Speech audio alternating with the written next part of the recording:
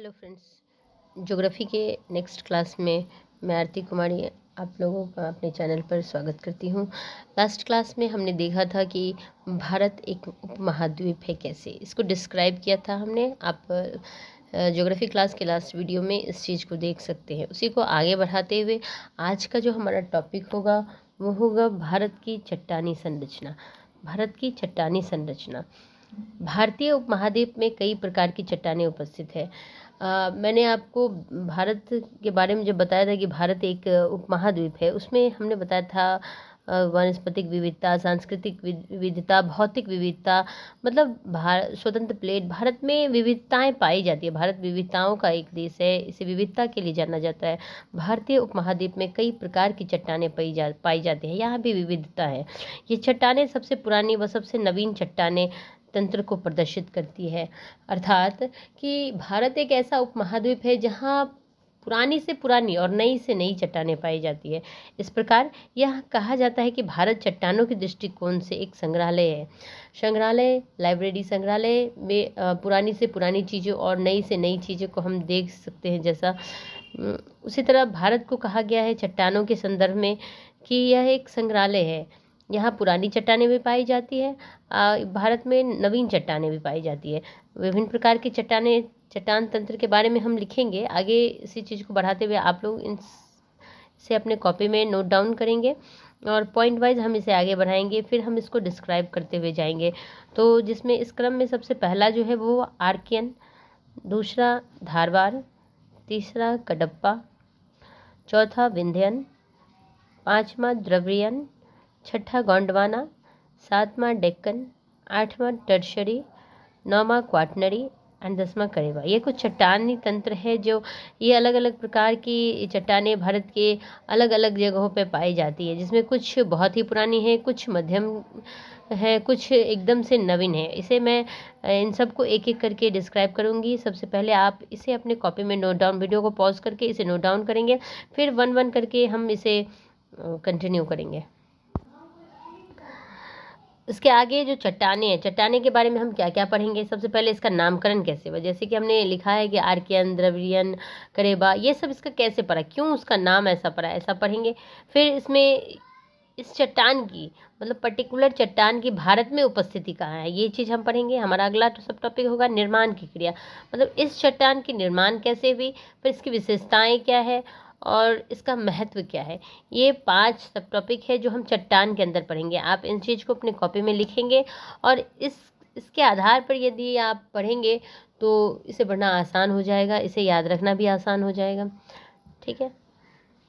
सबसे पहले हमने आपको बताया आर्कियन चट्टानें। अब आर्कियन चट्टानें, यहाँ मैंने अपने नोट्स में पहले से एक मैप बना रखी हूँ। अगर मैं इसे आपको बनाकर दिखाऊंगी तो उसमें थोड़ी वीडियो लेंदी हो जाएगी, इसलिए जो नोट्स मेरा पहले से बना हुआ है मैं उसी के माध्यम से आपको पढ़ा रही हूँ। जल्दी ही मैं आपको बोर्ड पर पढ़ाऊँगी। ये देखिए, ये आप अपने कॉपी में एक मैप बना लेंगे टूटी फूटी, मैंने भी वैसा ही कुछ बनाया है और ये दिखाया है मैंने राउंड करके कि ये कुछ एरिया है जहाँ पे आर्कियन चट्टानें पाई जाती है। इसे आपको समझने में आसानी होगी। ये देखिए, आर्कियन चट्टानें, इसका वितरण कहाँ है, कहाँ कहाँ इसकी उपस्थिति है भारत में। मोस्टली ये साउथ इंडिया में, देखिए एक शब्द में यदि हम कहें तो मोस्टली ये साउथ इंडिया में है। ये इसका जो इस एरिया में नहीं है, ये साउथ साइड में है, जिसमें कर्नाटक, तमिलनाडु, आंध्र प्रदेश, केरल, तेलंगाना, छत्तीसगढ़, मध्य प्रदेश, झारखंड, गुजरात, राजस्थान, मेघालय। ऐसा नहीं है कि मैंने सब कुछ को यहाँ दिखा दिया है, पर हाँ एक कह सकते हैं कि इसमें दिखाया गया है कि इस एरिया में, इस एरिया में, नीचे के एरिया में और मेघालय में, एक मेघालय यहाँ आता है ईस्ट की तरफ, यहाँ भी आर्कियन चट्टानें पाई जाती है। नहीं तो मोस्टली ये दक्षिण साइड में ही पाई जाती है।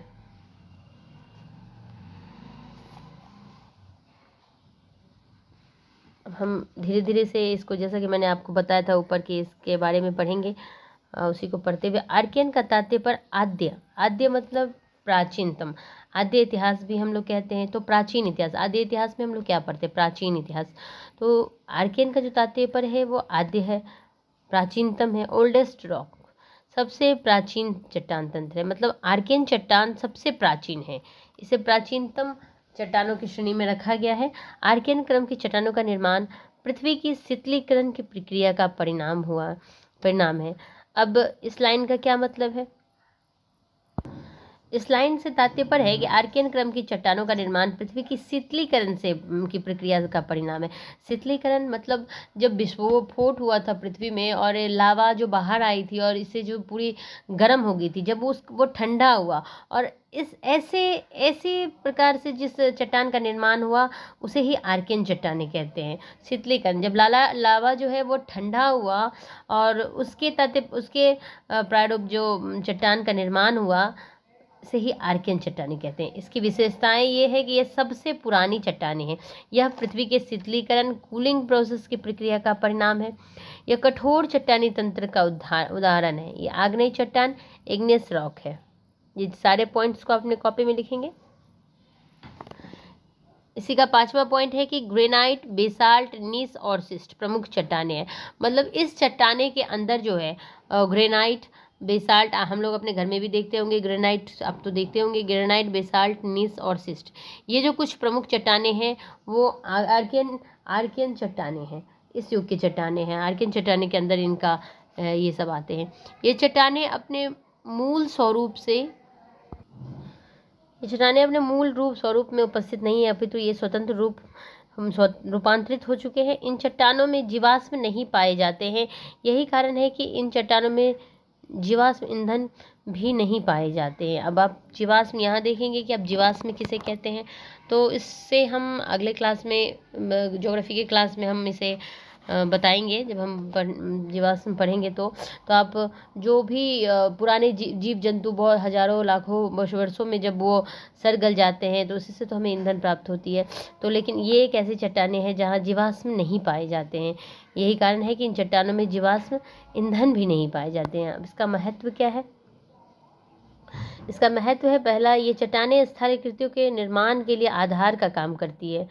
मतलब बेस है ये मजबूत। मैंने पहले भी आपको कहा है कि ये बहुत ही मजबूत होती है, बहुत ही कठोर होती है। आपने इसके विशेषता में लिखा होगा ये बहुत ही कठोर होती है। उसी आधार पर कह सकते हैं कि ये चट्टानें स्थलाकृतियों के निर्माण के लिए आधार का काम करती है। ये चट्टानें ग्रेनाइट, बेसाल्ट, नीस और सिस्ट के उत्पादन के लिए महत्वपूर्ण है, जिसका उपयोग गृह निर्माण में किया जाता है।